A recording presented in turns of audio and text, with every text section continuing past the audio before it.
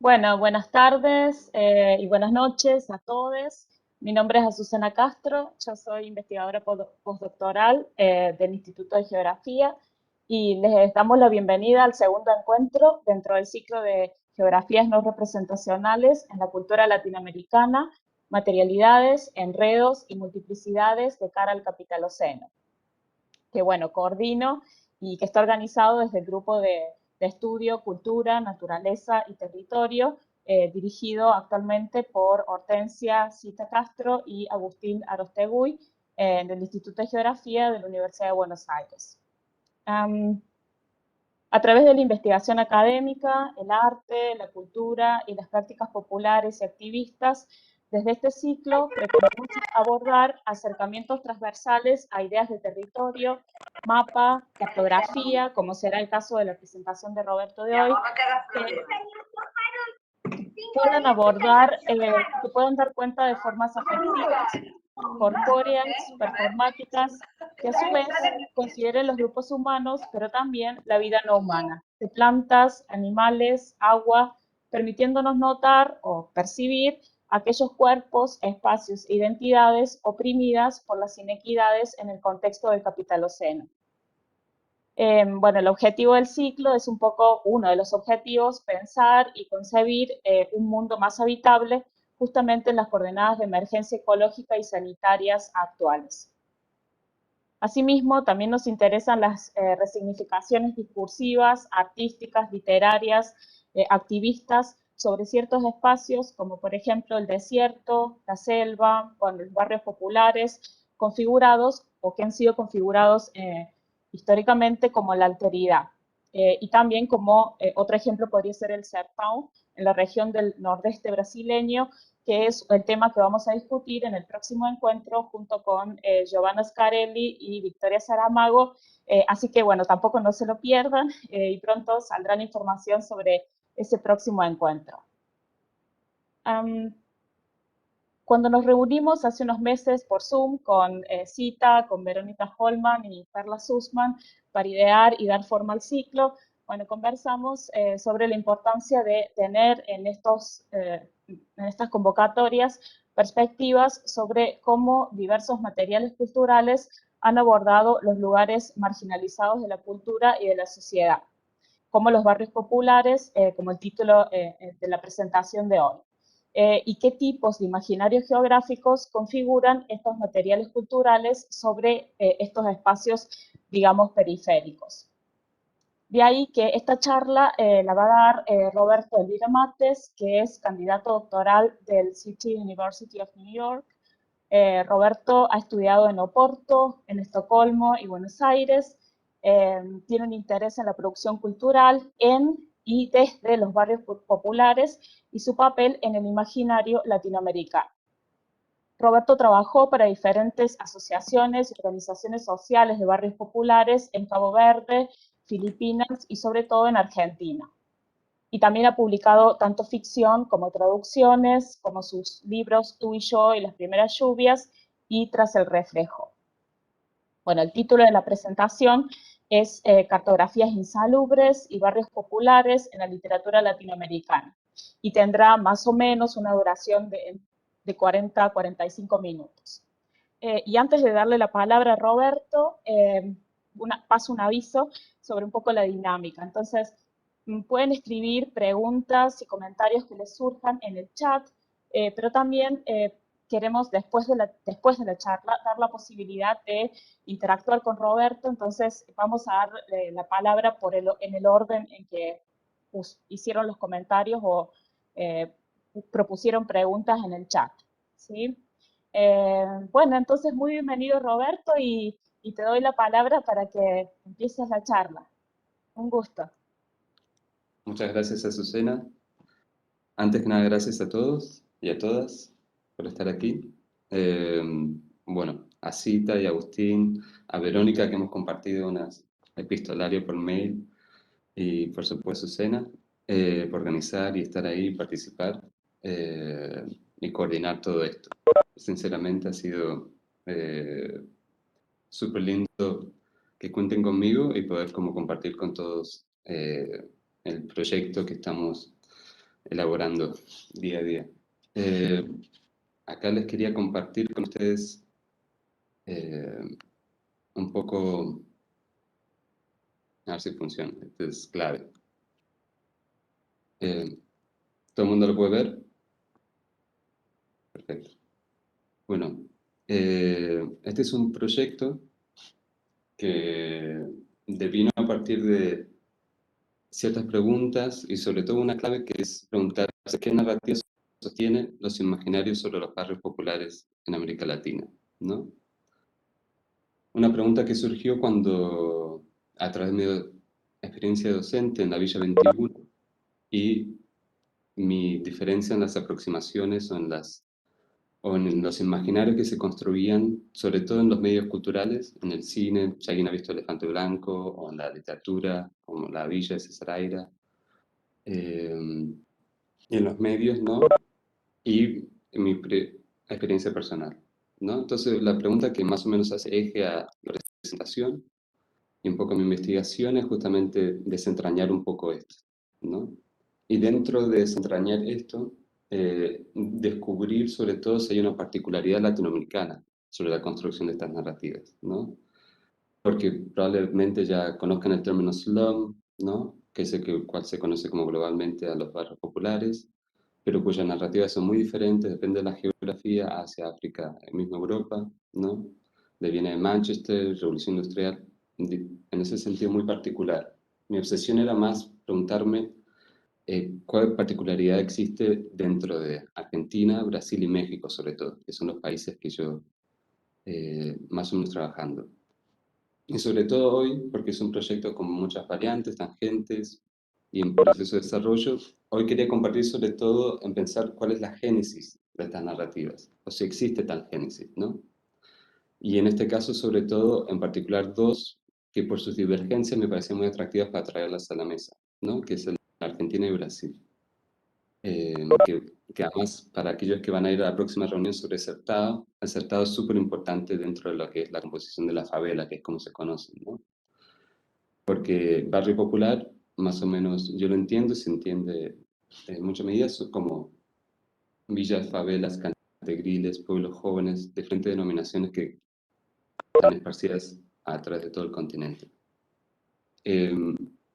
Esta divergencia que yo encontraba entre lo que podríamos llamar el discurso de la ciudadanía de los barrios populares es algo que también encontré en otros autores contemporáneos. A lo mejor algunos conocen ya a Jorge Osona, que trabaja en Villa Fiorito, o Javier Ayuero, que trabajó Villa Inflamable, ¿no? Desde una perspectiva más sociológica o etnográfica, ¿no?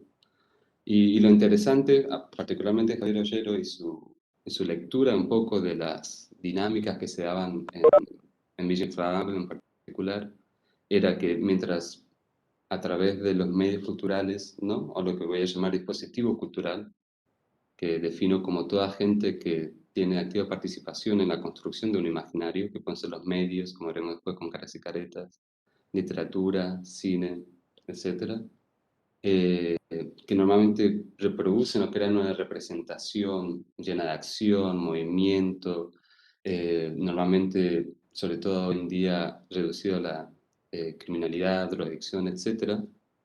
Lo que destaca Javier Ollero, al menos su entendimiento de la dinámica que más sobresale en los barrios populares, era la espera, ¿no?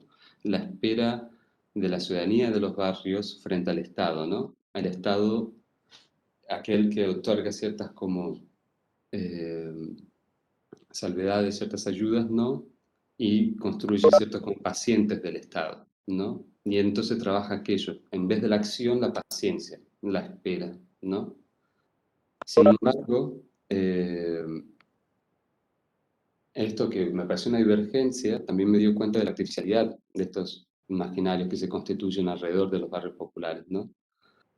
Y al principio, mi primera aproximación fue entenderlo de manera histórica, o al menos intentar desentrañar cuál era o cómo se había constituido este imaginario que a veces uno naturaliza, ¿no?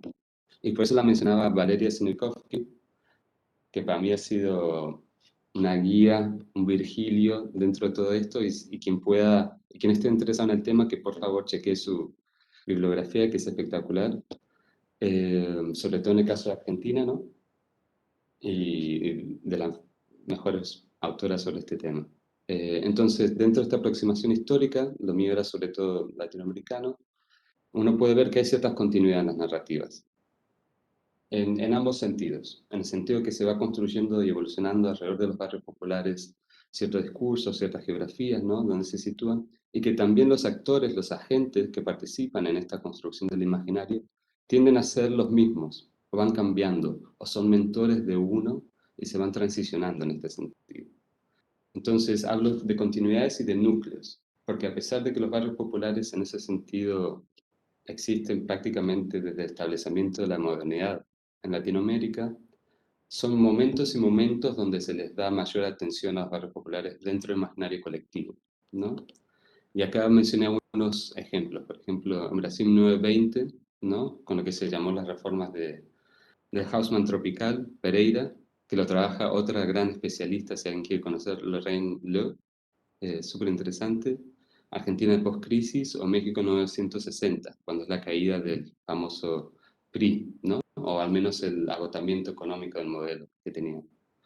Esto, en ese sentido, para mí, la cuestión comparativa entre los países era algo que yo me quería detener también.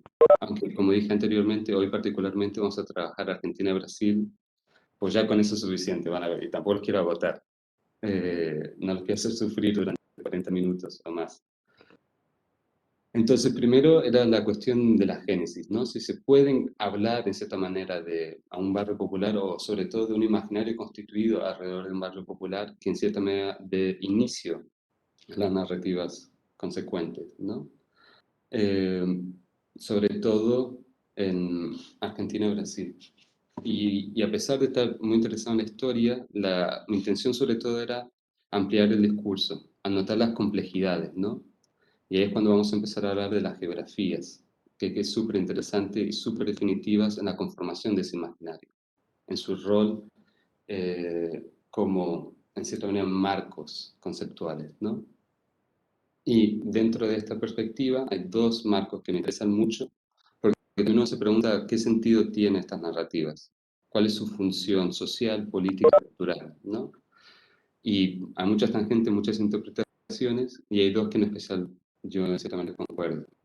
Primero es la de Judith Butler, ¿no? Que ella en uno de sus últimos libros, Vidas Precarias, desarrolla el concepto de esquemas normativos de integridad, que es una manera de decir esquemas en el sentido de cómo, como comunidad, hemos en cierta manera dividido el valor de lo humano, ¿no? ¿Qué vidas son más humanas que otras, ¿no? ¿Qué vidas merecen luto? Para Butler el luto es algo muy importante, ¿no? Esa, en cierta manera, distribución de lo humano en las comunidades. También un comentario de costado, recientemente falleció un amigo en un accidente y le quería dedicar un poco la conferencia.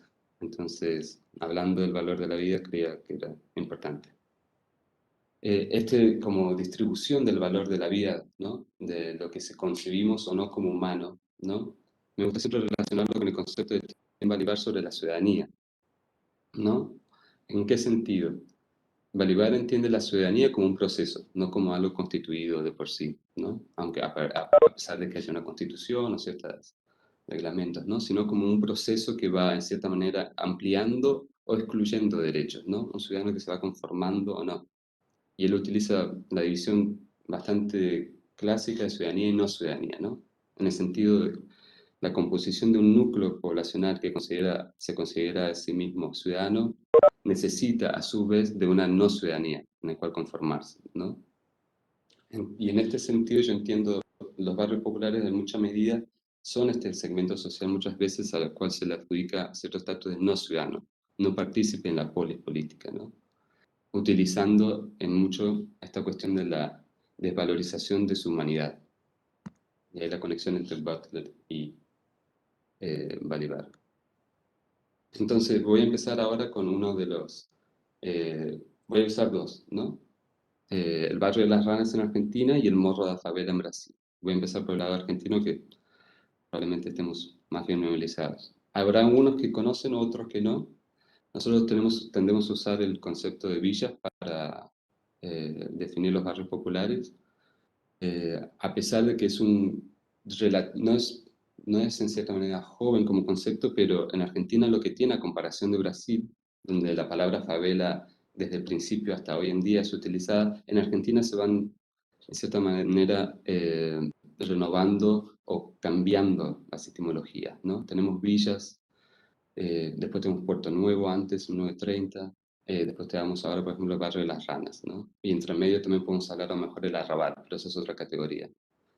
Eh, pero nosotros vamos ahora a enfocarnos en el barrio de Las Ranas, que al menos desde como yo comprendo, y otros y otras también, podemos hablar como el primer barrio popular que en cierta manera ocupa un espacio en el imaginario colectivo, ¿no?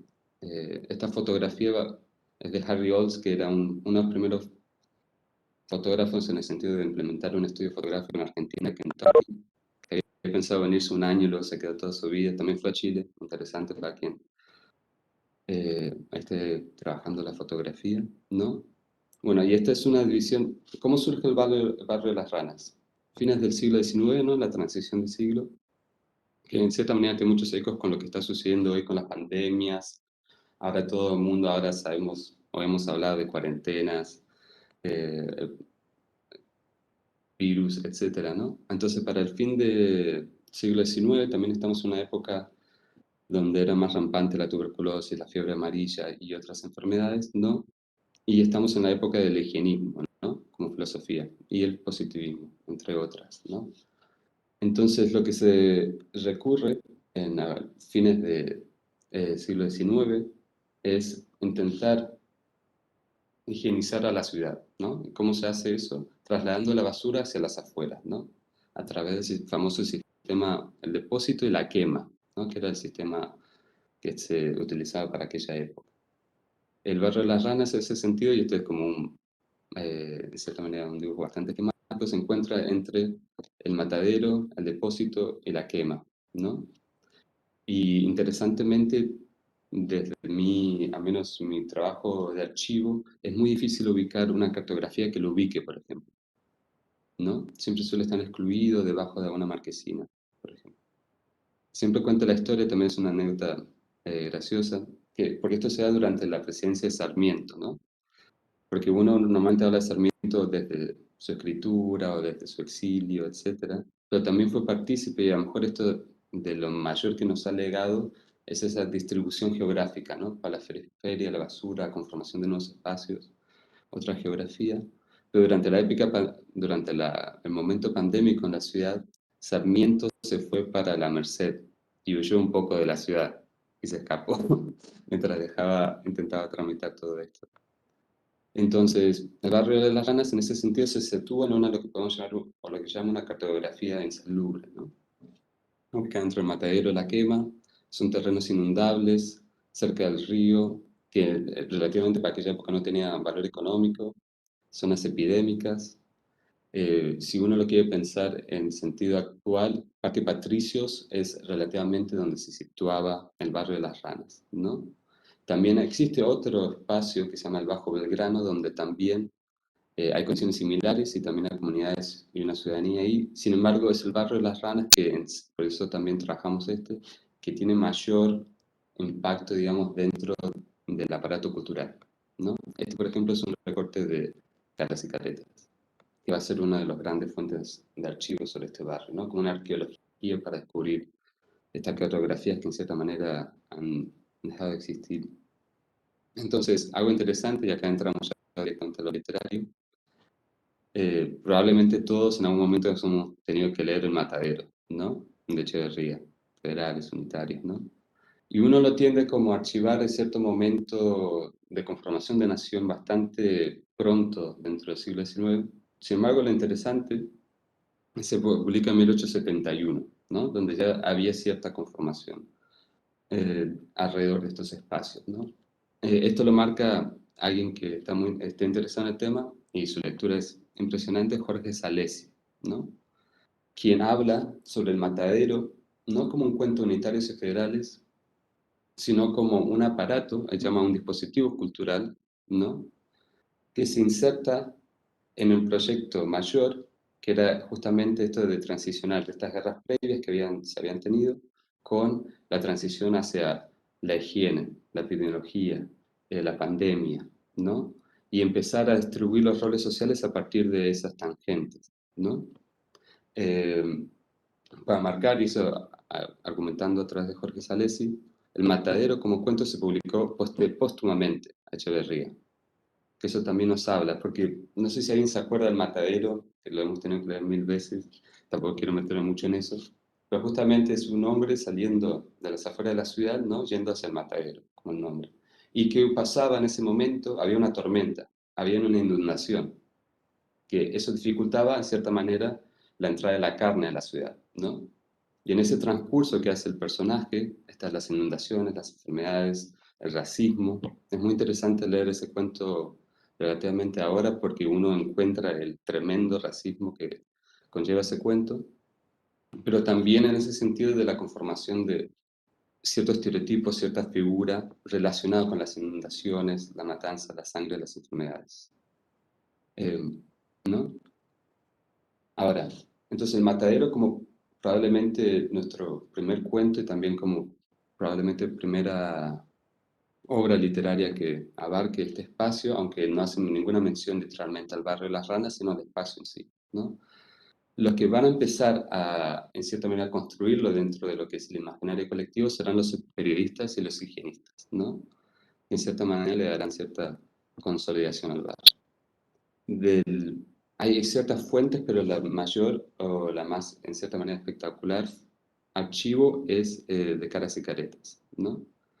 Por ejemplo, esta es una noticia de 1908, un artículo, ¿no? Que llama justamente a este espacio el malón de los microbios, que ya de por sí supera cualquier posibilidad de análisis, ¿no? Voy a leer un fragmento pequeño. De repente, al doblar un recodo, un espectáculo espantoso se ofreció a nuestra vista, ¿no? Porque siempre son cronistas que vienen de la ciudad de nuevo como Echeverría, pero ya en cierta manera como periodistas o higienistas, etcétera, o agentes gubernamentales, ¿no? Entonces está yendo y mirando al bar. Centenares de hombres, mujeres y niños, unos harapientos, otros casi desnudos, todos de repulsivo y sórdido aspecto, huían estremecidos de miedo, entre altos montones de trapos, huesos, latas, videos, desperdicios de verduras y residuos de todo género en un ambiente irrespirable, perseguidos con una ferocidad inaudita por masas compactas de millones y millones de animalillos microscópicos de formas variadas y fantásticas, ¿no? Y siempre hago como énfasis en lo fantástico porque la noticia es más fantástica que lo que sucede, porque describe como esta nube que cubre a la gente y de repente la gente se vuelve parte de la nube, ¿no? Es el malón de los microbios. Y lo interesante en este periodo, sobre todo de los periodistas y caras y caretas, este es uno de los más famosos artículos que existen de archivo, es que la geografía empieza a trascender o a impregnarse en la gente. Entonces ya no estamos solamente hablando de una geografía insalubre, sino de una población insalubre, ¿no? Una población que eh, puede amenazar al resto de la ciudadanía. ¿Por qué? Porque justamente conllevan en ellos, y ya no solamente el terreno, esas enfermedades que se intentaban combatir. Acá otro artículo, 1899, entre la humedad perpetua que allí reina, rodeando a gentes y cosas de una especie de nimbo y haciéndolas surgir de pronto ante los ojos como evocaciones fantásticas, hay esparcido todo un original caserío, donde las criaturas se multiplican en un proceso pululante y galopan por las parvas dejándose rolar por sus taludes, enterrándose en la basura para jugar al escondite contentas. ¿No? Acá, y esto es algo bastante claro en los artículos, existe un claro proceso de animalización de esta población y una deshumanización de la misma, mientras al mismo tiempo se le intenta como imbricar con esta geografía y justamente con la enfermedad. Ahora, existen excepciones a lo que llamamos el dispositivo cultural, que es lo que habíamos hablado anteriormente, que son aquellos agentes que participan activamente en la construcción imaginaria. Una de estas excepciones y una figura que no se habla mucho, pero es increíble, y sus crónicas también, que es de las pocas que tiene crónicas sobre estos espacios, es Gabriela Lapierre de Coni, que era una luchadora por los derechos de las trabajadoras y los niños, también muy abocada a la cuestión de las enfermedades dentro de las fábricas y de estos barrios, ¿no?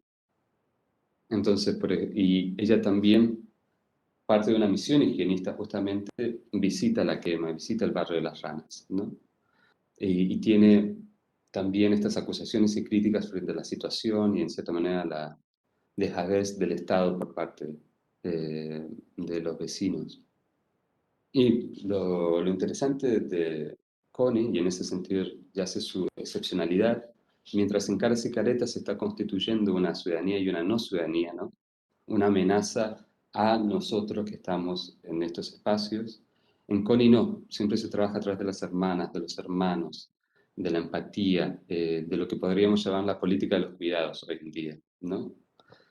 Porque justamente, ¿qué conlleva estos discursos que se van constituyendo, esta visión de una ciudadanía y no ciudadanía, eh, a su destrucción? Pues justamente, y esto lo vamos a ver repetidas veces, estas comunidades, esta ciudadanía, estos barrios que se van conformando, después se van desarrollando en un discurso, muchas veces termina, sobre todo, y esto lo vemos en diferentes regiones de Latinoamérica, en la destrucción del barrio, como si su destrucción posibilitara en cierta manera la eliminación de la amenaza. Y como aquellos que probablemente conozcan del tema, esta fue la primera destrucción, porque no pudieron, como siguieron utilizando sistemas similares para eliminar la basura, además, volvió el barrio de las ranas después y después hubo otra erradicación que fue definitiva, ¿no? Alrededor de 1917. Entonces, porque realmente nunca hubo una atención o un cuidado de estos vecinos o de estos ciudadanos. Lo que se buscó y se conformó también a través del discurso fue su eliminación. Ahora, lo interesante, yo marco, es que no solo, o sea, y el artículo Caras y Caretas se tiene que imaginar como una, de cierta manera, un disfrute de la erradicación. Contentos, por fin hemos eliminado a Barrio de las Ranas, y tienen fotos de niños llorando. Muchos afroargentinos también. Si alguien quiere revisar ese archivo, es súper interesante. Pero no era solamente que se había en cierta manera destruido Barrio de las Ranas, pero el cronista no se daba cuenta que también la misma ciudad, eh, Buenos Aires, ciertamente se había destruido. O sea, que era una nueva ciudad, ¿no?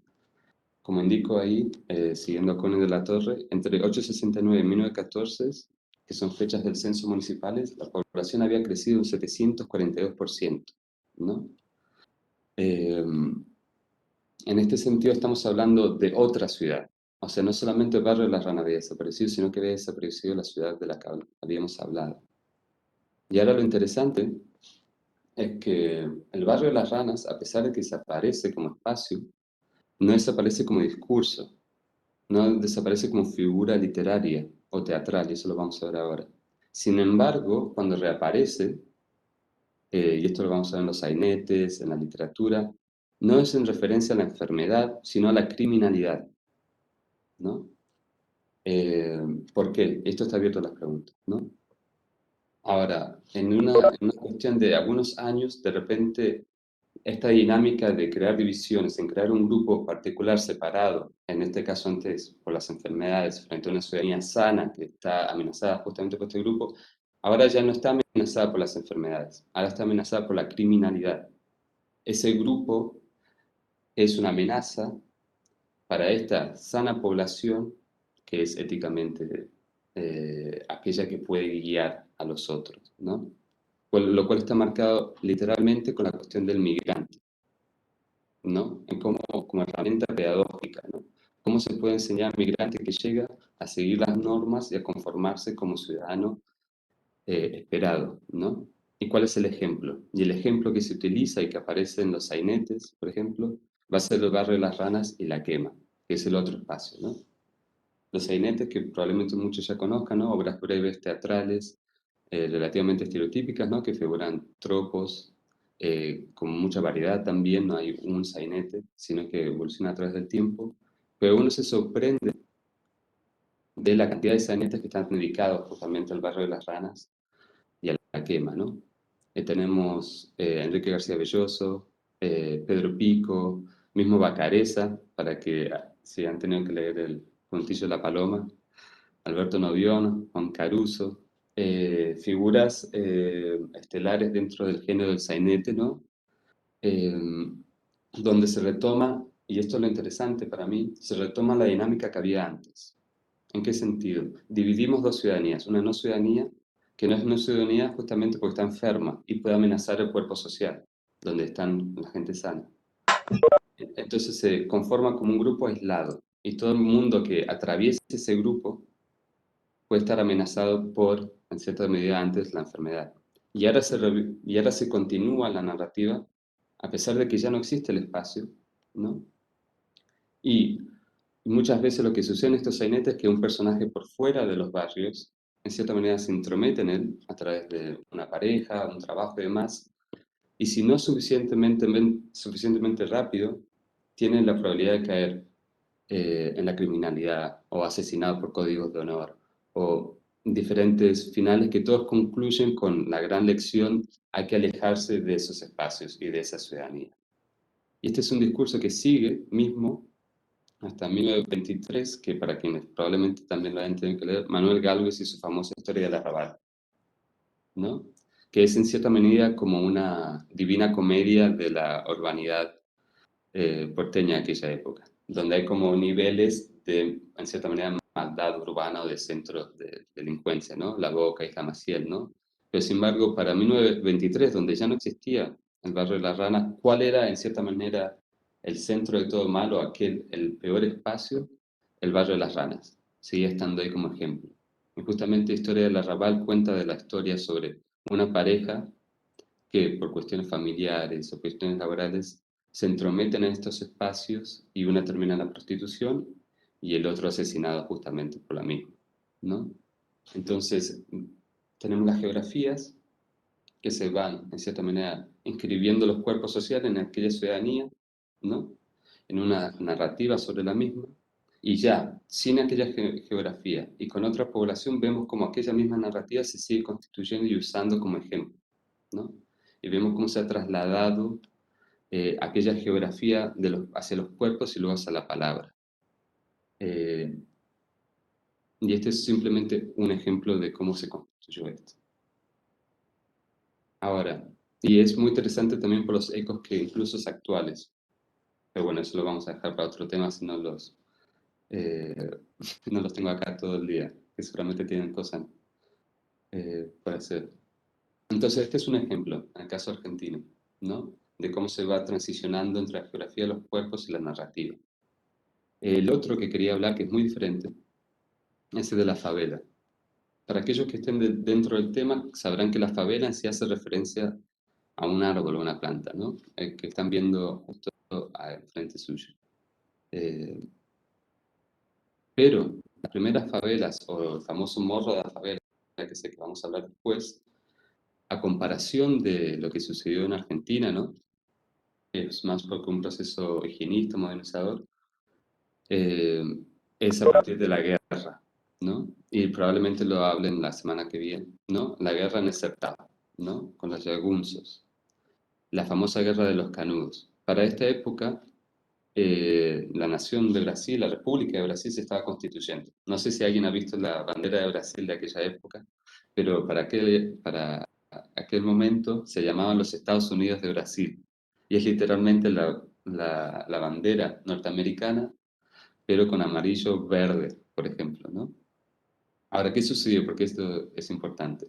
Porque en los Certados, que tiende a ser un lugar para quien, una imagen desértico, ¿no? Que tiene mucha historia en cuanto a figuras mesiánicas, ¿no? En aquella época se formó una comunidad muy fuerte, ¿no? Que resistía a las políticas nuevas de la República recién instaurada, ¿no? En relación a sus prescripciones religiosas, pero también a la moneda, etcétera. Para Brasil, para la República instaurada en aquel momento, esto era una ofensa.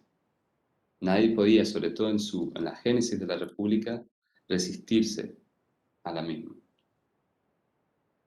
Entonces, entre 1895 y 1898, la República Brasilera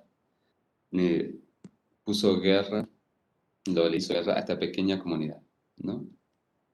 Aquí en una gran novela, una de las mayores novelas de Brasil y de Latinoamérica también, Os Sertões, ¿no? De Euclides da Cunha, que justamente trabaja esta guerra, ¿no? Porque él fue corresponsal y fue a visitar y hacer todo. Y es muy interesante. Eh, la novela es preciosa, pero es interesante también porque Euclides de Acuña va allá, ¿no? Como defensor de la República, ¿no? Y trata a los yagunzos, ¿no?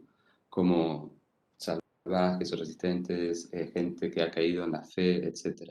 Pero mientras se va transcurriendo la novela, que también en Vargas Llosa tiene la misma novela que se llama Del fin del mundo, mientras va transcurriendo la novela de Euclides de Acuña, ¿no? Como las crónicas, se va descubriendo que esta división que se tenía entre civilización y barbarie no es tan clara, no es tan fija, porque lo que va sucediendo es que la República manda una comitiva de militares y fracasa, ¿no? Con lo cual era súper agravante, porque estos son, se tienen que imaginar ahí el agravio que podía resultar para la recién instalada república. Mandan una segunda comitiva y fracasa. Entonces la tercera ya mandan prácticamente al ejército todo alrededor con apoyo de la oligarquía bahiana de cerca. ¿Y qué sucede? Genocidio, ¿no? Destruyen por completo a la resistencia. Y lo interesante es que Morro da Favela, la primera referencia ahí que se encuentra en los sectores, no era donde se encontraba la resistencia, era donde se están posicionados los soldados de la República. Era en cierta manera los, los republicanos, aquellos que habitan la favela en aquella época, ¿no? Y lo interesante también después, y hay mucha en cierta historiografía sobre lo mismo, por ejemplo, Eche de Cruz, ¿no? Que habla que aquellos que van a ser los primeros vecinos o la primera comunidad que se asienta en los morros, morros son como las colinas, estamos hablando de Río de Janeiro, ¿no? Morros son, como todo el mundo que haya ido, donde se ubican las favelas, y en aquella época los primeros habitantes son justamente no las víctimas de la guerra de Canudos, sino aquellos soldados que volvieron a la ciudad, reclamaron parte a lo que les correspondía por haber cometido aquellos crímenes. El gobierno los rechazó y ellos, sin lugar para ir, se radicaron en los morros, ¿no? Y en esos morros, cuenta la historia, encontraron aquello que les recordó al Certado, ¿no? Que era la favela, la planta de favela, ¿no? Ahora, lo interesante, acá este es una panorama de Río de 1873.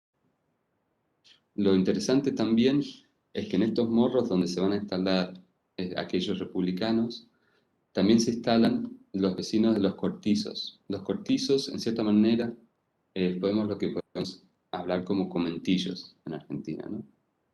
Otra gran novela de Luis Acevedo, de unos años antes que Observado, en 1890, eh, justamente es un clásico sobre estos espacios, ¿no? En donde se puede ya ver que existe una narrativa sobre los migrantes que penetran estos espacios o que habitan y cómo en cierta manera se van, como dice Alucio, abrasilarizándose. En cierta manera, es complicada la palabra, pero que en cierta manera van perdiendo esta cuestión portuguesa. Él habla de la migración portuguesa e italiana en los cortizos y cómo ciertamente van ganando componentes de lo que él va a definir como Brasil, ¿no? Que es obviamente completamente peyorativo y racista, como lo plantea Lucio, ¿no?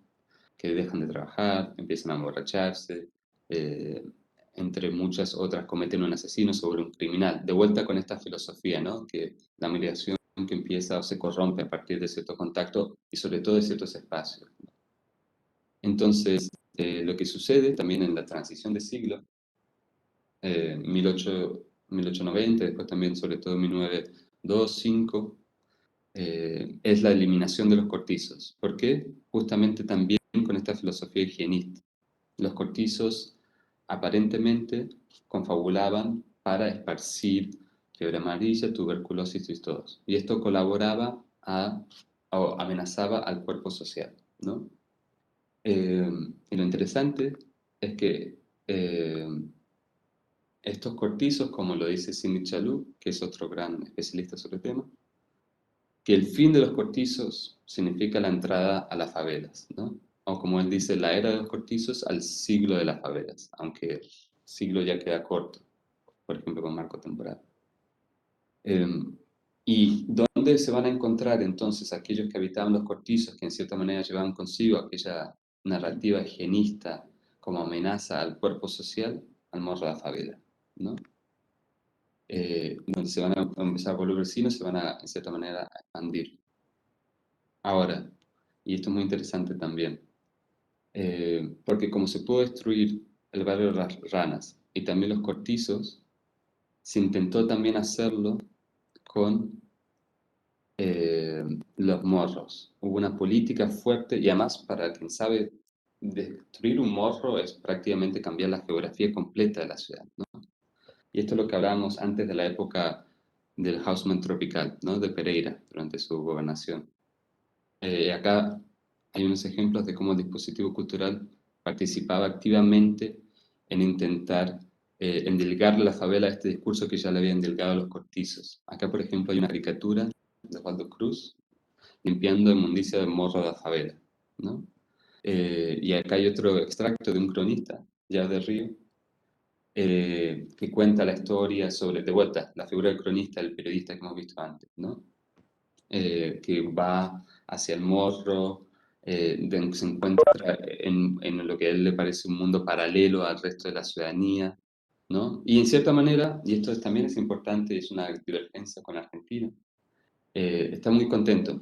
Siempre hablan de que ahí está la alegría, que no está en el resto del país.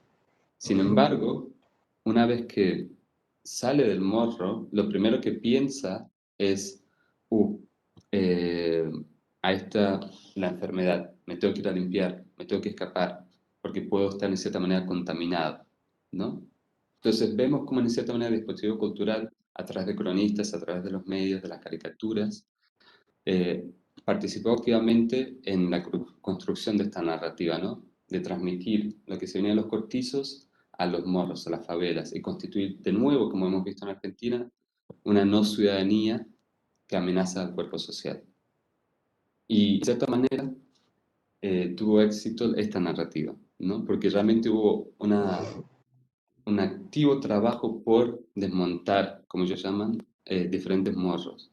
Sin embargo, y en este sentido triunfó, por suerte, por una vez funcionó una crisis económica, solo se puede hacer con el morro de Castelo, porque ya para mediados del 20 habían perdido fuerza los proyectos higienistas y también los agentes estatales, ¿no? Pero por ejemplo, hay un gran archivo sobre el desmonte del morro de Castelo, ¿no? Donde también habían eh, esta población de la que venimos hablando antes, ¿no?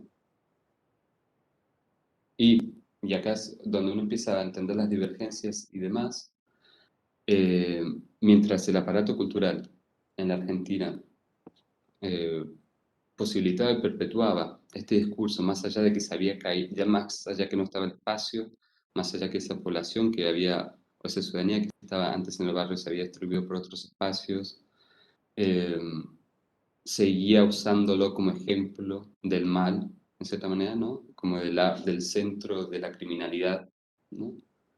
En la favela, o en relación a la favela, vemos una reacción cuasi opuesta por parte de los dispositivos culturales.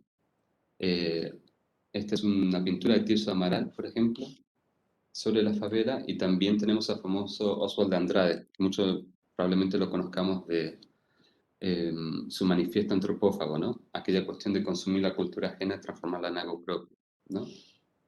Que dice, la poesía existe en los hechos, y empieza a hablar de la favela, ¿no? Los casebres de Zaprao, de ocre en su verde da favela, su azul cabraliño son fatos estéticos, ¿no? Y ahí es una de las pocas veces donde se habla directamente sobre la artificialidad y, en cierta manera, la necesidad de participar activamente de otro posicionamiento que no eran los medios o la enfermedad sobre lo que constituye una favela, ¿no? Y hay una defensa acérrima de la favela como espacio pertinente de Brasil, ¿no? Como representante de la cultura brasilera. Lima Barreto es otro autor que también habla de aquello, aunque también habla de los suburbios, ¿no? Eh, pero empieza a surgir esta, en cierta manera, comunidad artística que empieza a defender la favela como espacio cuya ciudadanía no solamente parte del proyecto Nación, sino que es más parte, más Brasil que el resto de la ciudadanía. eh, que incluso lo vemos también hoy en día. Bueno, entonces voy concluyendo. No estoy muy seguro, una cuestión de tiempo, pero bueno, eh, lo que quería hablar era sobre un poco, a menos que queden algunas cuestiones claras de la presentación, ¿no? La historia de los rodeos, barrios populares y ciudadanía tiene una larga tradición de otras historias nacionales. Muchas veces uno suele pensar su ciudadanía y los espacios como una cuestión contemporánea, ¿no? Muchas veces uno suele resumirlo al neoliberalismo, ¿no? Pero es muy importante concebirlo como algo constitucionario y que en cierta manera reaparece, como hemos dicho antes, como en núcleos, ¿no? En Argentina después con Puerto Nuevo en 1930 volverá a aparecer, pues ya desde otra perspectiva completamente diferente, más parecida a Waldo de Andrade. En Brasil también, cuando surge el cine, muchas de sus películas, las más famosas, que trabajan sobre el samba, ¿no? Y el samba, ¿dónde nace? En la favela, en los morros, ¿no? Y constituye el producto de exportación. Eso se verá después, por ejemplo, con Orfeo Negro, ¿no? Que es otra película y demás. Pero ya empezamos en otra discusión, ¿no? Eh, También la manera en que se construyen los barrios populares divergen en cuanto a las geografías y las propias migraciones del país, pero se suele enfrentar con similares marcos conceptuales y medidas como ingeniosismo de reacción más allá de las fronteras. ¿En qué quiere decir esto un poco? Que, por ejemplo, mientras el barrio de Las Ranas se situaba en un espacio, ¿no? En una geografía, que en cierta manera podía traer recuerdos del Malón o como vimos con el Matadero, ¿no? De estos conflictos entre la civilización y la barbarie. Eh, en el caso de Brasil, la cuestión de los morros, de dónde se ubican los barrios populares, posibilitaba otros imaginarios muy diferentes, ¿no? Como digo, en el último espacio, otro mundo, ¿no? Muchas veces se pensaba a las favelas como otro mundo, por fuera de la ciudadanía normal, pero un mundo en cierta manera alegre, contento, más Brasil que el mismo Brasil en cierta manera, ¿no? Y también la cuestión migratoria es muy importante tener en cuenta, porque cuando uno lee las crónicas, el archivo, las caras y caretas y demás, uno se encuentra con inmigrantes españoles, italianos, que son los vecinos de aquellos espacios, también muchos afroargentinos, ¿no? En cambio, en Brasil la cuestión es migración interna, ¿no? Aunque también existe la europea, pero mucho de la cuestión de Bahía, Bahía como gran referente de la favela después, ¿no? Lo cual tiene connotaciones también raciales, ¿no?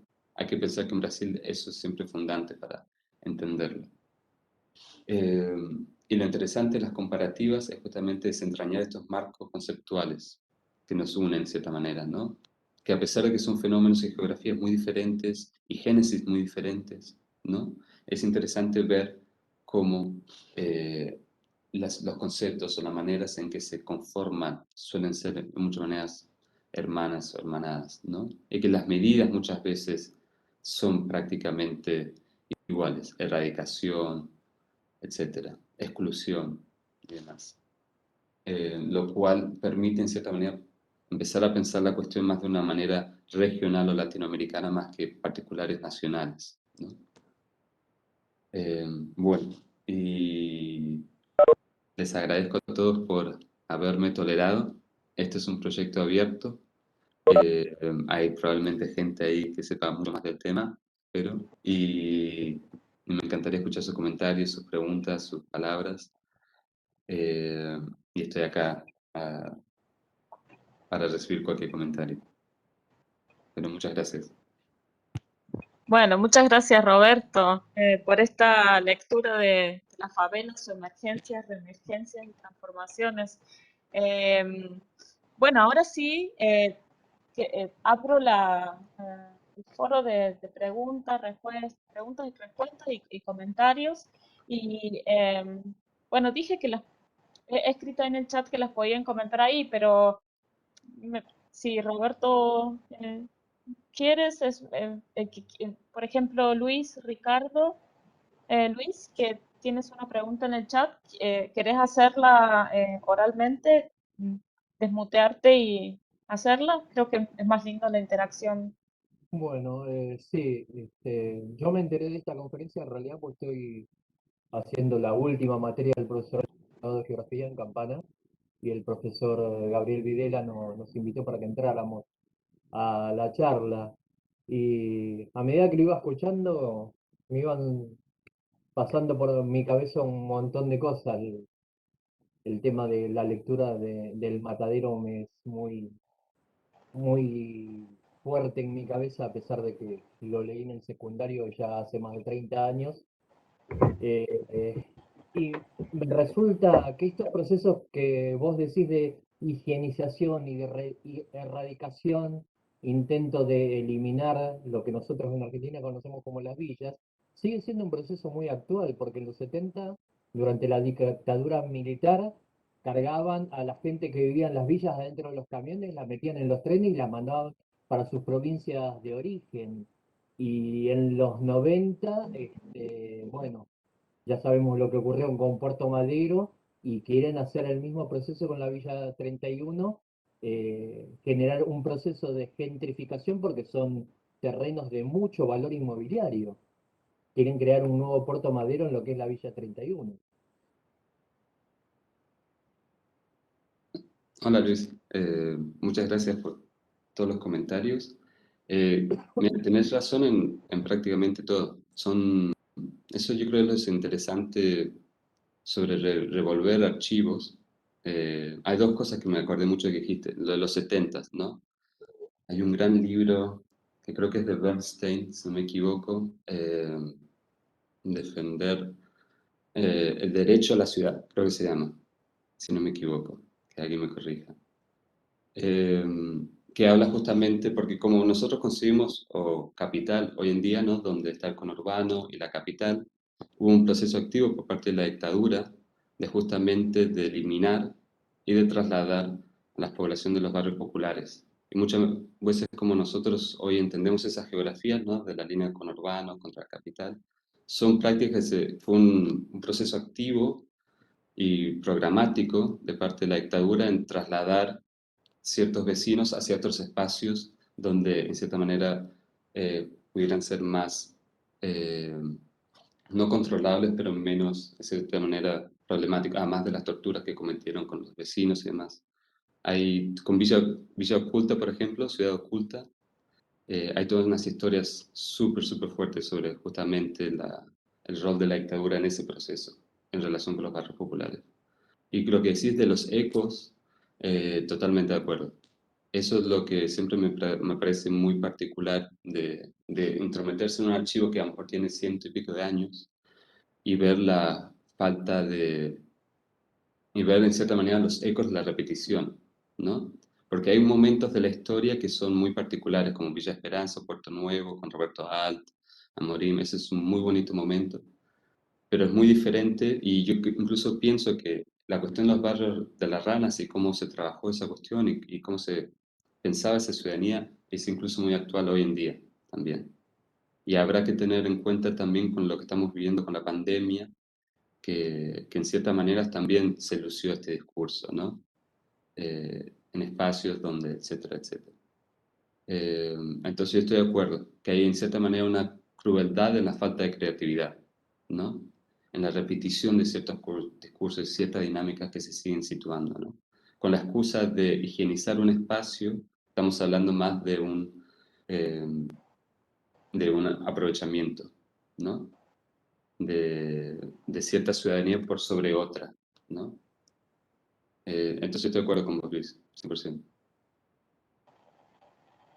Eh, bueno, sigo con el orden de las preguntas que están en el chat.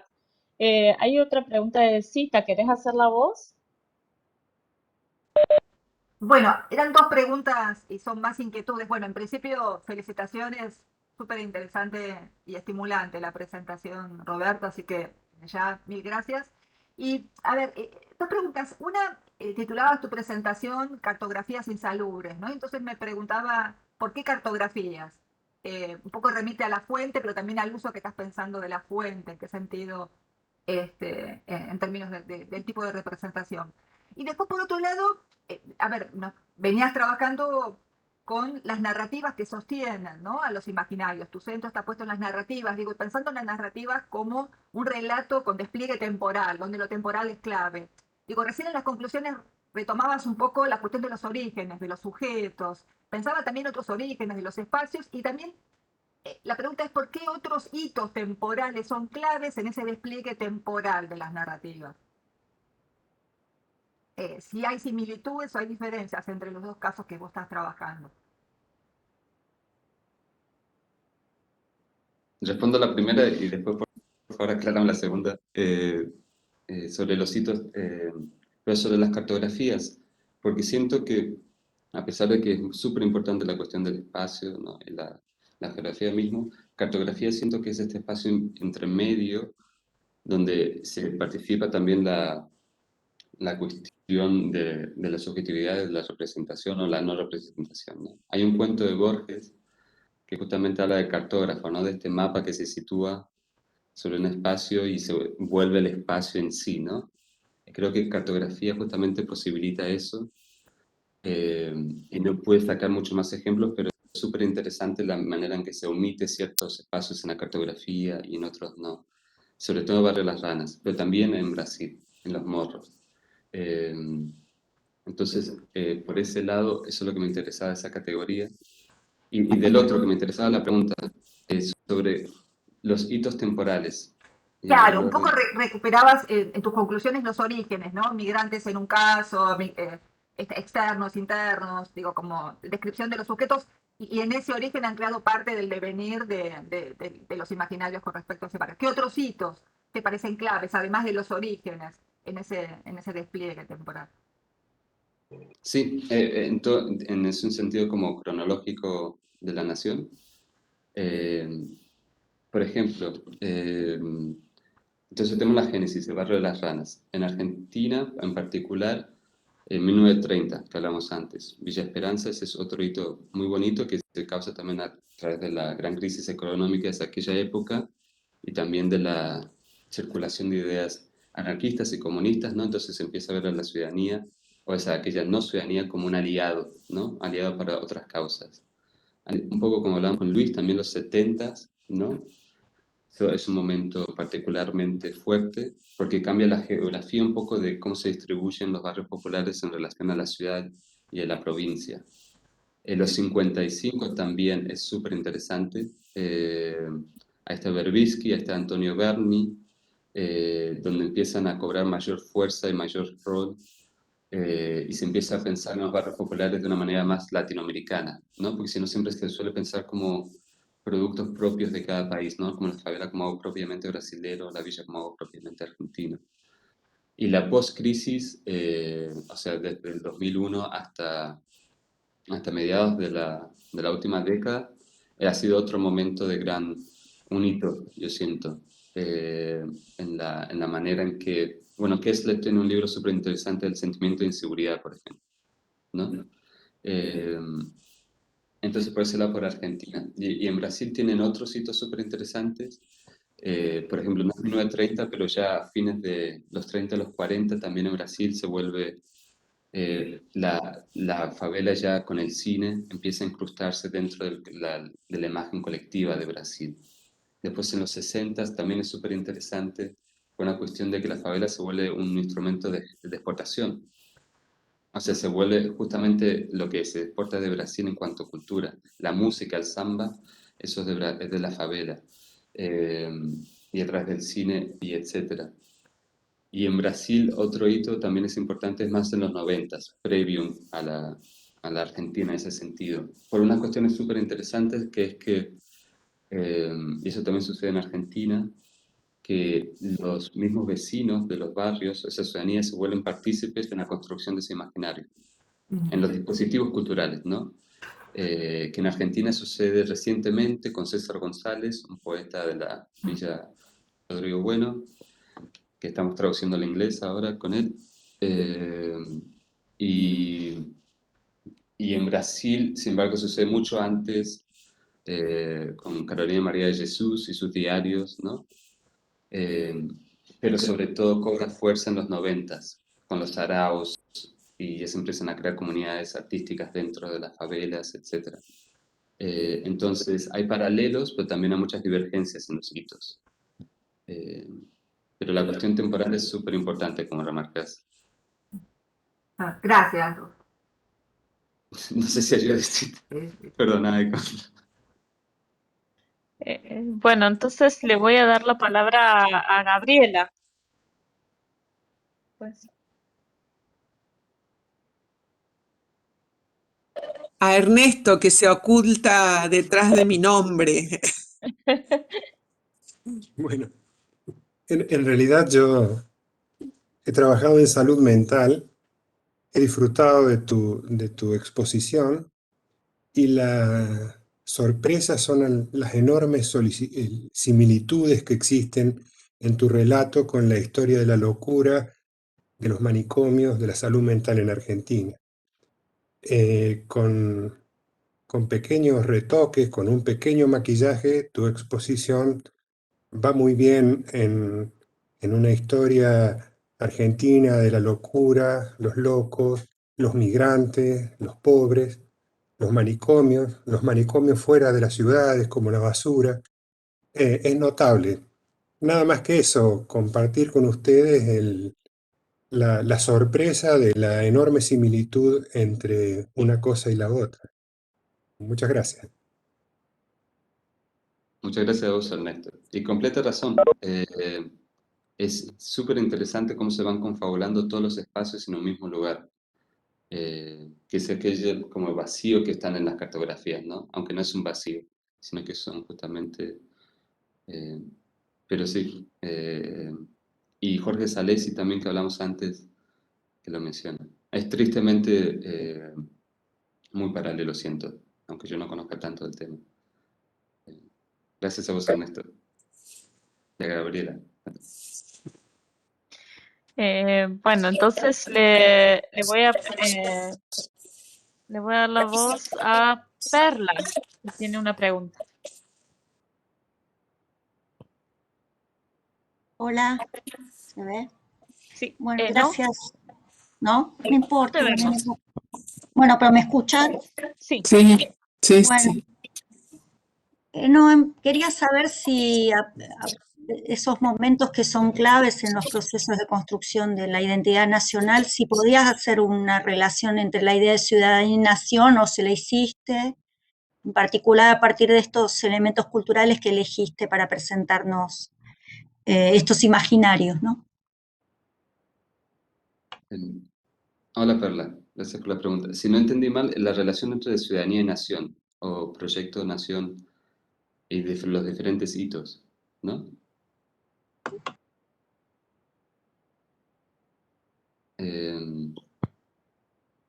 Bueno, yo voy hablando y veo si respondo o no. Carla, vos me corregís. No, obviamente detrás de esta conformación de una ciudadanía, modelo, ¿no? Existe un proyecto nacional político, ¿no? Que en el caso particular de la que hablamos anteriormente, eh, esta cuestión de los barrios populares como instrumento pedagógico para el nuevo migrante para que sepa su lugar es fundamental, ¿no? Porque gran pregunta en ese momento era cómo hacemos nosotros para modelar justamente la migración que no podemos en cierta manera controlar, ¿no? Y la de los dispositivos culturales justamente como herramientas para encauzar, ¿no? Eh, y en Brasil la cuestión, si uno lee los archivos, y es una pena no haber compartido más, pero la cuestión racial es súper fuerte. O sea, ahí se ve muy claramente el intento por blanquear al río, ¿no? Que los espacios justamente que estaban atacados y en cierta manera también el morro sobre todo, es por una cuestión racial. Y eso se habla mucho con lo de, porque esta es la época de los 20 y antes, ¿no? Lo que se estaba por suceder ahí en Río de Janeiro era la Feria Internacional, ¿no? Donde se iba a exhibir Río al mundo. Entonces hay todas estas cartas de los diferentes gobernadores y periodistas sobre la necesidad de mostrar una cara más blanca de Río frente a la audiencia que iba a venir. Incluso el Morro de San Antonio, donde mostré, y hay muchas crónicas sobre su desmonte, lo que se construyó ahí, además de varias casas internacionales, fue la Facultad de Letras, por ejemplo. Súper interesante. Entonces, el proyecto Nación o Gobierno tiene una relación directa con la conformación de la ciudadanía y esto con los barrios populares. Y a lo largo del tiempo, eso también es lo interesante después también, porque muchas, mientras más pasa el tiempo, van divergiendo. Es sobre todo entre los 50, los 60, los 70, que hay como, sobre todo entre Argentina y Brasil, ¿no? Sin embargo, ya en los 90, en el 2000, ya empezamos a ver más proximidades. Que eso me parece bastante interesante. Eh, y detrás de ello hay un proyecto nacional, por supuesto. No sé si respondí, Perla, la pregunta. Sí, Si sí, no, perfecto, muchas gracias. mil disculpas si no. Perfecto. Gracias, Perla. Bueno, y entonces ahora le toca a Verónica. Bueno, primero agradecerle a Roberto la presentación. También me quedé muy impresionada por las resonancias contemporáneas de las categorías y las formas, cómo se van reiterando esas transformaciones, ¿no? De enfermedad, criminalidad, de criminalidad a, bueno, quién es ciudadano, quién es no ciudadano. Pero me impactó la diversidad de fuentes que usás en tu investigación y además que son fuentes con registros muy distintos, ¿no? Fuentes visuales, literatura, crónicas, o sea, novelas, cuentos y crónicas. Y entonces mi pregunta apuntaba un poco eh, desde lo metodológico, ¿cómo trabajaste estas o cómo trabajás fuentes que son tan distintas? Y por otro lado, que no lo escribí ahí, pero pensaba cómo se reforzaban o cómo dialogaban esas fuentes en el momento, en el periodo histórico, los periodos históricos que trabajás, como reafirmándose, ¿no? Entonces, mi pregunta es en los diálogos entre las fuentes desde un punto de vista metodológico, pero también de esos discursos, cómo se iban como encastrando o no, reforzando, me da toda la sensación que sí, ¿no? Y por lo que vos presentaste, pero digamos, la pregunta apunta a estos diálogos. Muchísimas gracias, Verónica. Nada más, no sé si lo comenté, pero leí unos artículos tuyos sobre fotografía. eh, y yo creo que la cuestión del archivo es súper importante, ¿no? Como pregunta. Sinceramente, cuando empecé con el tema a investigar, para mí mi conceptualización sobre el tema era muy contemporánea y ha sido como una arqueología de un archivo. Se han ido sucediendo eh, caras y caretas, las fotografías, las novelas. Pues yo había leído la historia de las Raval antes, pero nunca le había prestado atención a este barrio de las ranas. Ni siquiera tenía mucha percepción de lo mismo. Lo mismo con el matadero. O es un cuento que uno conoce y todo, pero de repente cuando se enmarca en eso y uno conoce un poco más la geografía desde donde se sitúa, uno dice, y empieza como a atar en cierta manera caos. Entonces la metodología es un poco ecléctica.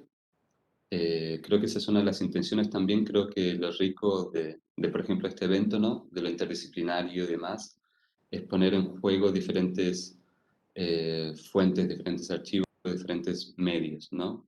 Con sus dificultades también. Me interesa más en ese sentido eh, lo que comentas después, cómo se conectan o qué conectan, ¿no? Y creo que cuando uno está abierto al material, uno puede empezar a observar aquellos, en ciertamente, puentes que realizan, ¿no? Que algunas veces son más claros, como el matadero de caras y caretas, y los columnistas. Ahí hay como una relación bastante estrecha.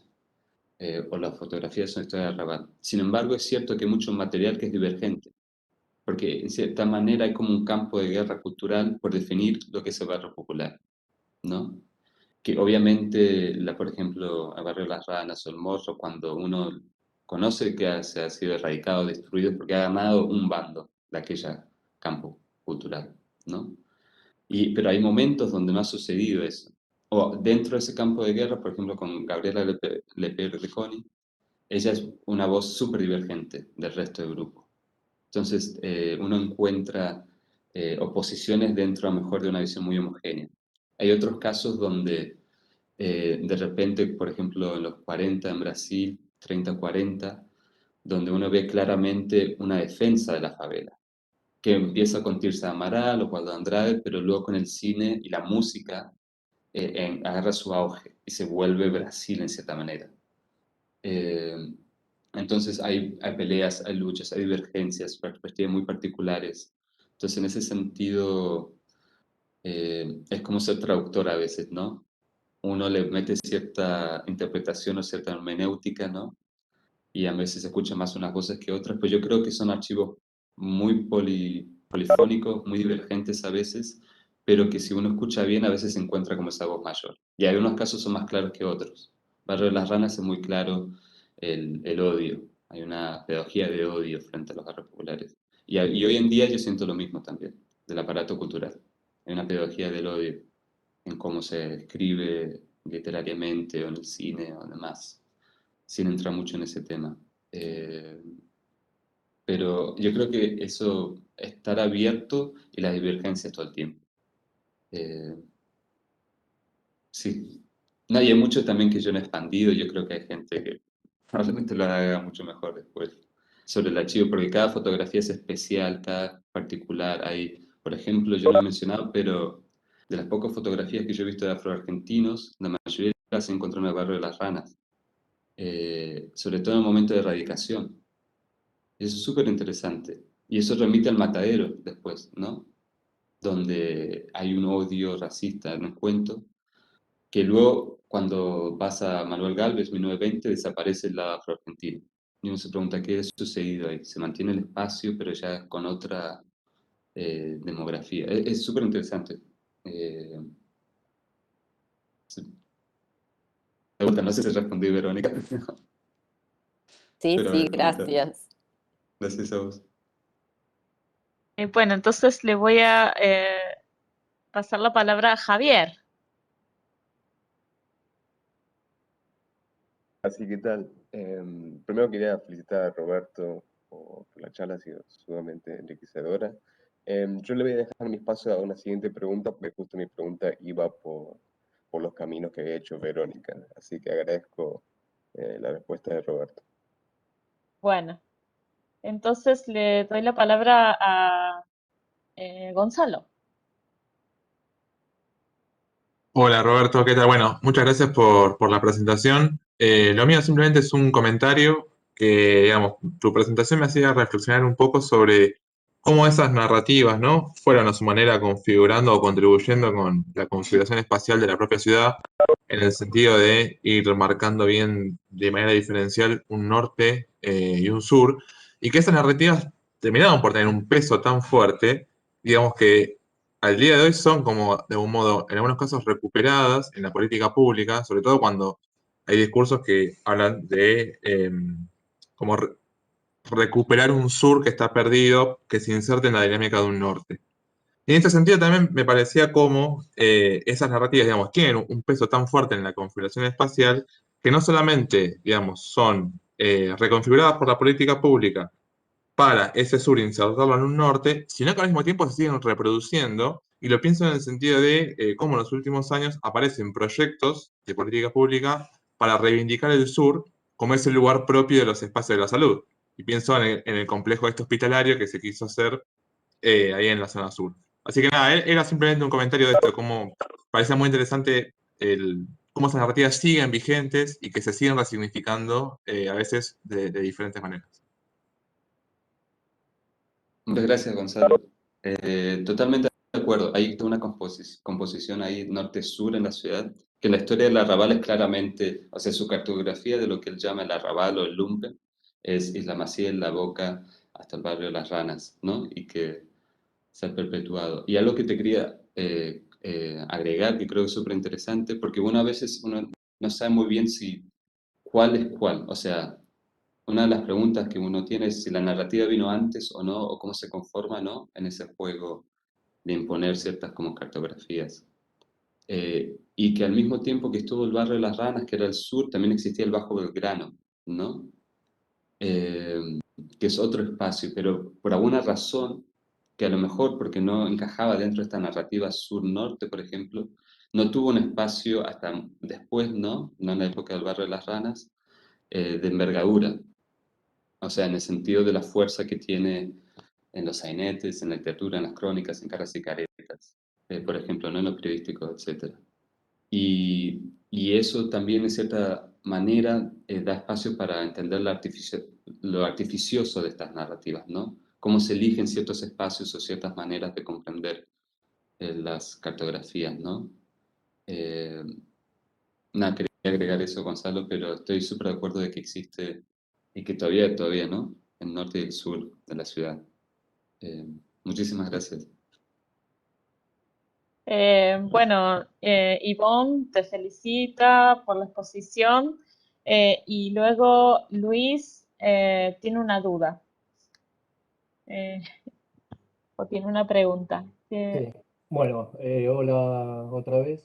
Antes de la duda esa, me gustaría hacerte un comentario, porque cuando empezaste con tu exposición y pusiste el nombre Barrio Las Ranas, a mí me vino a la mente otro lugar de la provincia de la provincia de Buenos Aires, en este caso, que se conoce como Villa La Rana, y me da la sensación de que el imaginario del barrio Las Ranas ha sido tan fuerte, ha calado tan profundo, que ese nombre ha transmutado y se ha hecho una transposición a lo que hoy se conoce como la Villa Las Ranas en San Martín, que casualmente está muy cerca de un basural, de una quema, que fue el lugar donde ocurrió la masacre que después dio origen a la novela de Rodolfo Walsh, ¿no?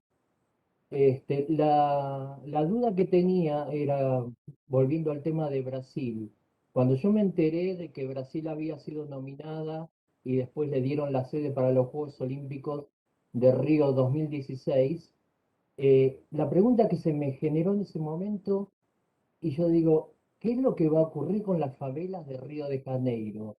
¿Habrá un proceso de urbanización para que esas favelas estén presentables ante el mundo? ¿O va a haber un proceso de invisibilización y de expulsión de las favelas para no mostrar lo que Brasil no quiere que el mundo vea?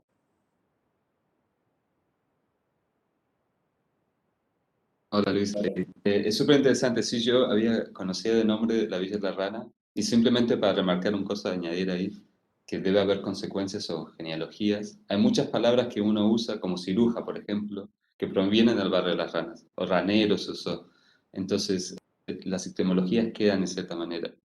Y sobre lo que hablas de Brasil, yo pensé lo mismo cuando sucedió también, que lo que resultó finalmente fue una militarización de las favelas, ¿no? Eh, fue, fue en ese sentido un intento por invisibilizar o controlar sobre todo. Porque algo muy interesante, lo que sucede yo creo en los 90s y 2000 ahora, sobre todo hoy en día, es que mientras antes existía dentro del imaginario como posibilidad real la erradicación, ¿no? Y se intentó como en el Morro, hoy en día, por la magnitud y el crecimiento de los barrios populares, eso es una fantasía. Ahora empiezan a surgir otros imaginarios para ver cómo se integran o cómo se esconden, invisibilizan, controlan, etc. Pero me acuerdo con lo de Brasil se intentó militarizar, eh, pero nunca erradicar en ese sentido, porque el Estado ya no tiene suficiente poder siquiera para eso. Eh, no sé si respondo, Luis. a- Sí, respondiste totalmente. Bueno, la duda a mí particularmente se me generó porque aparte de casi profe de geografía, soy profe de educación física, pero suelo hacer una imbricación y tratar siempre de relacionar deporte y política constantemente. Es súper importante. Y es, o sea, fundacional. Yo siempre menciono el ejemplo del funeral de Diego Maradona, ¿no? De Villa Fiorito, que es el segundo civil enterrado o cuyo luto se hizo en la Casa Rosada, ¿no? Simplemente para tener la envergadura de los cambios que se han sucedido, ¿no? Eh, como alguien orgullosamente de Villa Fiorito y demás, ¿no? Y yo creo que el deporte y la música, ¿no? Eso se ve mucho en Brasil, son elementos identitarios de resistencia también. Totalmente. Bueno, entonces le voy a pasar la palabra a Agustín.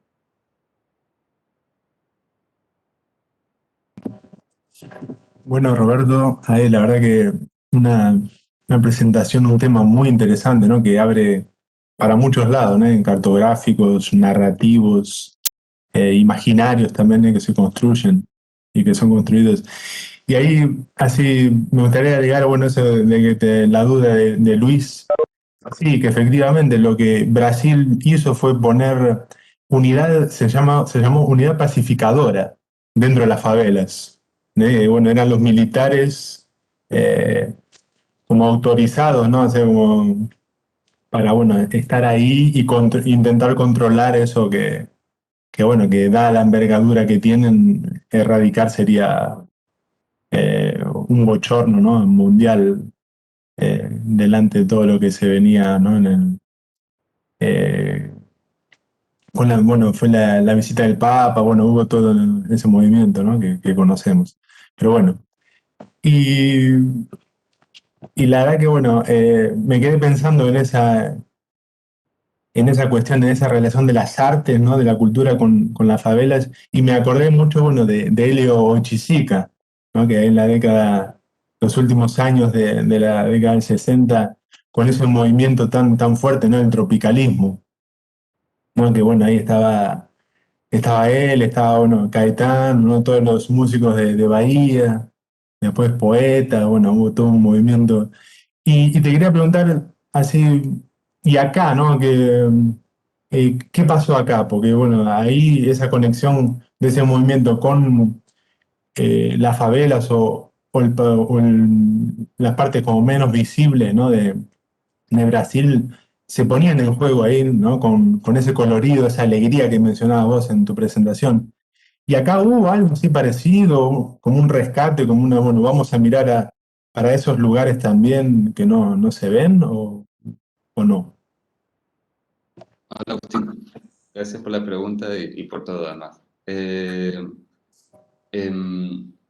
lo interesante, y eso es lo interesante de comparar, es que mientras en Brasil como se sobresalía la cuestión de lo musical, lo colorido, la alegría, en Argentina, sobre todo en los 50, en los 60, se enfocaba en lo político, ¿no?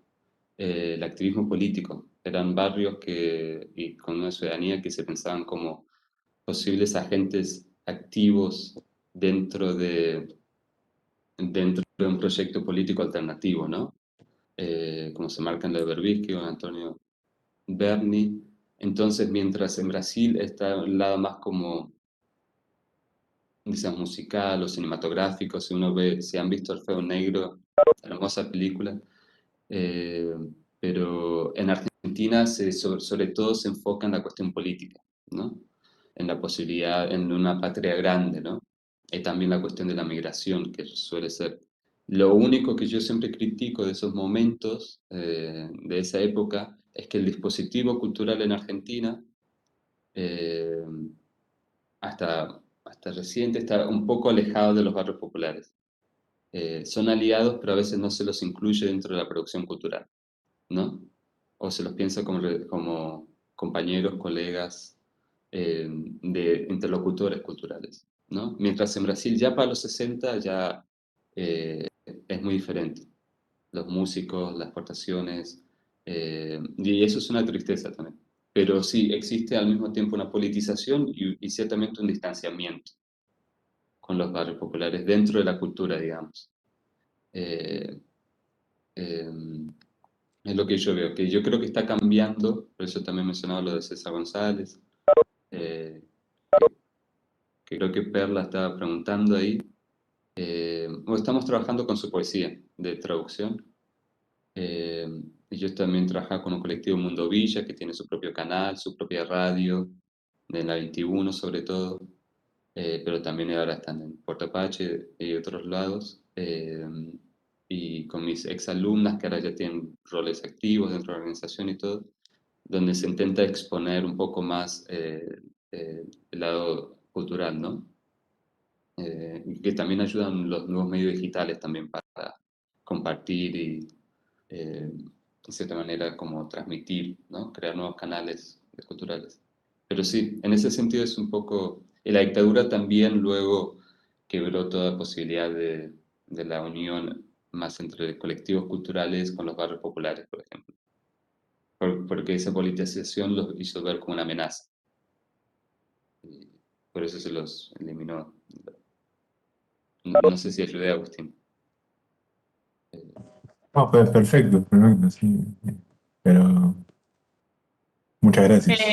Entonces, Bueno, Valeria te felicita por la presentación, impresionante la cantidad de lecturas y fuentes, felicitaciones, y me pasé otras felicitaciones antes que no las mencioné, para tomar un poco las preguntas, pero después vos podés leer los comentarios del chat. Y bueno, vamos a tomar una última pregunta porque, bueno, ya estamos un poco sobre la hora, y a Perla me parece que Roberto contestó. Es la pregunta de Mónica. ¿Querés hacerla, Mónica? Sí, dale, gracias, Azucena. Bueno, muchas gracias, Roberto, por tu charla, es súper interesante. Pensaba en las similitudes que hay en el discurso, ¿no? Hoy en día, limpiar el espacio público es algo, limpiar las calles es algo que se utiliza para justificar, sacar, correr a la gente en situación de calle, limpiar las ranchadas, ¿no? Y otros cuerpos fuera de lugar también, y pienso en, no sé, las corporalidades trans, quizás no tanto ahora, pero hasta hace poco, y sacarlas de un lugar que se define justamente por ser un espacio de libre acceso por parte de la ciudadanía. El espacio público se define por esa cualidad, ¿no? Entonces, capaz que ya contestaste algo de esto, me perdí parte de la respuesta a la pregunta de Perla, perdón si me repito, pero me pregunto si tenés alguna reflexión acerca de las similitudes entre las casas a través del tiempo y acerca de este adentro que definen estos cuerpos que quedan por fuera de la ciudadanía, sobre todo teniendo en cuenta que los proyectos de dominación necesitan, y uno podría pensar la conformación de un Estado-nación, no sé, bueno, diversos proyectos, ¿no? O mismo el proyecto neoliberal, que necesitan de exclusiones justamente que les son funcionales para su coherencia interna. Entonces, bueno, me preguntaba si encontrabas algunas continuidades, similitudes, eso. Gracias. hola Mónica, muchísimas gracias por la pregunta de los comentarios. Si no me equivoco, es las continuidades históricas que hay, ¿no? Sí, o esto, si encontrás estas similitudes en estos proyectos de dominación o en la necesidad de esta coherencia, o cuál es esa coherencia interna que buscan justamente solidificar a través de estas exclusiones, de estos cuerpos. Bueno, algo que comentaste que yo creo que eso es lo más fuerte, o al menos lo que se confirma como la mayor continuidad, es que hay un grupo, un proyecto que busca conformar ciudadanía a través de la exclusión, ¿no? Esa es una dinámica que después se van cambiando los agentes y las personalidades y los cuerpos. Un poco que lo comentó Ernesto también, ¿no? Esa cuestión que aparentemente por alguna razón se encuentran todos en determinadas geografías. Y lo interesante y lo que me parece un poco, a lo mejor lo más oscuro, que cambian los actores políticos, cambian los agentes, pero se mantiene una dinámica, ¿no? De exclusión y de conformación de un grupo frente a otro, ¿no? A través de, y uno puede cambiar el verbo, limpiar, erradicar, militarizar, ¿no? Pero justamente es una dinámica que se conforma un poco esa cuestión de, en la extraer del cuerpo social a otro cuerpo, ¿no? Porque después, y eso es lo interesante del trabajo un poco histórico, comparativo, que lo interesante, lo bonito, creo, a pesar de más dinámica cínica que aparentemente siempre está, es que no hay, es muy difícil de ver lo que va a suceder a los años. O sea, el dispositivo cultural no siempre es negativo, no siempre están ahí para excluir.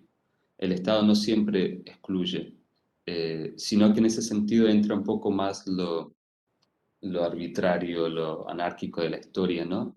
Que uno intenta a veces darle ciertas dinámicas o ciertos como tangentes y de repente va quebrándolo continuamente. Y después cuando lo comparas como regionalmente, Brasil, Argentina o México, es súper interesante.